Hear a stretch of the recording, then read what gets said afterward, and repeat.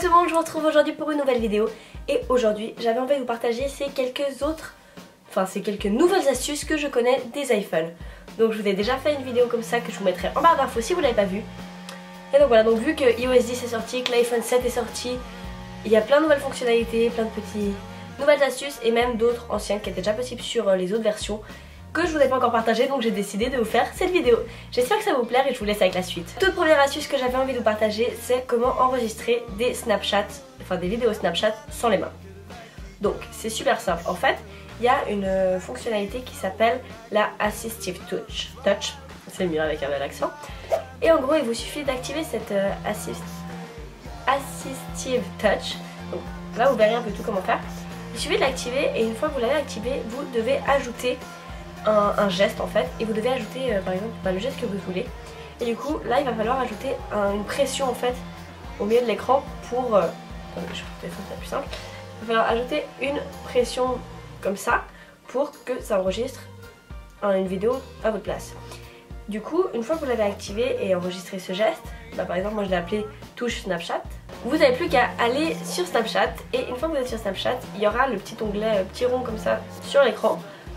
Vous cliquez dessus et vous choisissez la touche, vous la placez où vous l'avez, ou sur le rond Snapchat.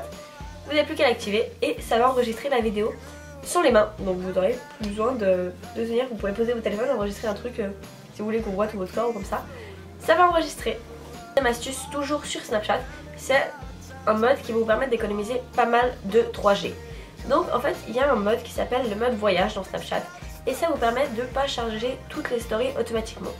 Pour ça c'est hyper simple, il faut aller dans les réglages, dans gérer les options supplémentaires, et vous allez devoir juste activer le mode voyage. Et ça va faire que ça va être vous, une fois que vous allez dans les stories, qui va choisir quelle story vous voulez charger en fait. Donc ça te permet d'économiser quand même vachement de 3G parce que ça ne charge pas automatiquement. Et donc pour ceux qui ont un forfait 3G assez limité, ça vous permet de voir que celles qui vous intéressent vraiment à ce moment précis. Troisième astuce que j'avais envie de partager, c'est une astuce qui peut en sauver plus d'un. Et moi, ça m'a sauvé dans beaucoup de cas. En gros, vous savez que sur WhatsApp, il y a des vues bleues quand le message a été lu par une personne. Eh bien, vous pouvez les désactiver. Oui, c'est génial. Donc en gros, si par exemple, vous êtes sur WhatsApp et que... Pardon. Par exemple, vous recevez un message et que vous voyez qu'une personne vous a dit... vous avez écrit un monstre texte et tout, et que vous avez envie de le voir mais que vous n'avez pas envie de répondre tout de suite ou de voir que la personne a vu le message, que vous êtes... Non.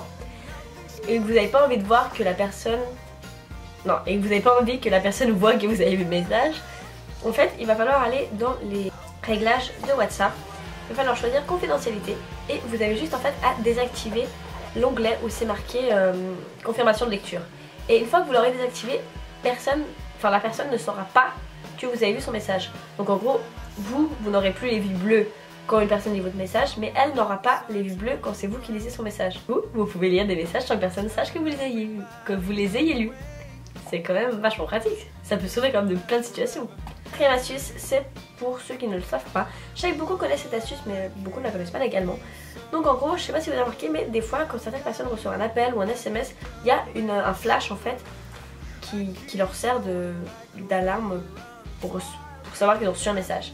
Et en fait pour ça c'est hyper simple pour l'activer.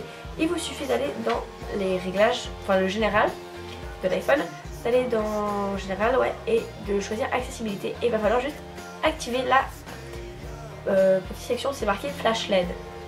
Et en gros ça va faire que vous pouvez choisir, après vous avez une autre coche aussi, vous pouvez choisir qu'en mode silencieux ça vous fasse deux flash pour dire que vous avez reçu un message. Et donc voilà, donc ça peut être hyper cool, genre moi j'ai ça sur mon téléphone, en gros ça a fait une monstre lumière quand je reçois un appel ou comme ça, et comme ça je le loupe pas. Et en vibreur, ça fait pas de bruit en classe et du coup voilà. Mais si jamais vous ne connaissez pas, il y a cette possibilité au lieu d'avoir le vibreur ou... L'astuce que j'ai envie de vous partager, c'est pour ceux qui ne sont pas au courant, il y a un retardataire sur l'appareil photo iPhone. Donc moi je ne savais pas jusqu'à présent, du coup je me suis dit que peut-être d'autres étaient à ma place. Donc pour avoir ce retardataire photo, c'est hyper simple. Une fois que vous êtes sur l'appareil photo, il y a un petit rond tout en haut qui ressemble un peu à un minuteur en fait. Et ça vous permettra de mettre un retardataire photo. Il y a 3 ou 10 secondes. Donc vous suffit de l'activer et après vous prenez vos photos. Et il y a un retardataire de 3 ou 10 secondes. Et du coup ça peut être pratique si vous êtes tout seul pour faire une photo ou que voulez faire une photo à plusieurs tous ensemble et que vous voulez pas faire un selfie, ou pour plein d'options, ça peut vous être très utile. Sixième astuce, donc la dernière astuce, c'est une astuce que Solange m'a appris récemment. En gros, c'est comment économiser de la batterie, mais que un truc qui marche réellement. Pas comme l'économiseur de batterie où ça met la batterie en range et que ça charge plus la main. Non, non, un truc qui marche vraiment bien. En fait, il suffit de mettre votre téléphone en nuance de gris. Donc voilà. Donc qu'est-ce que c'est les nuances de gris? En gros, votre iPhone va être tout gris. Donc je vais vous montrer ça. Donc voilà, ça va faire que l'iPhone va être complètement gris. Là c'est gris, là c'est normal. Vous allez dans général, dans accessibilité et après vous allez tout en bas et vous allez dans raccourci accessibilité. Et une fois que vous êtes là-dedans, du coup, il va y avoir plein de petites options et faudra, ceux qui ont les iPhones avec iOS 10, faudra choisir filtre de couleur et du coup, quand vous ferez 3 clics sur le bouton principal, ça vous le mettra en noir et blanc. Et c'est un truc qui permet vraiment d'économiser de la batterie. Genre, Solange m'a expliqué que du coup, Solange va souvent avoir des concerts et en concert, c'est des gros problèmes la batterie. Et elle a laissé en fil de couleur, du coup en noir et blanc, et ça lui a vraiment économisé beaucoup de batterie. Elle a tenu tout le concert avec de la batterie en faisant des snaps et tout, alors que d'habitude ça tient clairement pas. Du coup, c'est hyper pratique, il fallait que je vous partage cette astuce.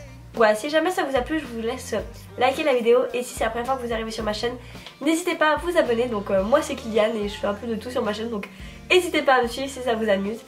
Et donc voilà, sur ce je vous fais d'énormes bisous et on se retrouve très bientôt pour une prochaine vidéo. Allez, ciao!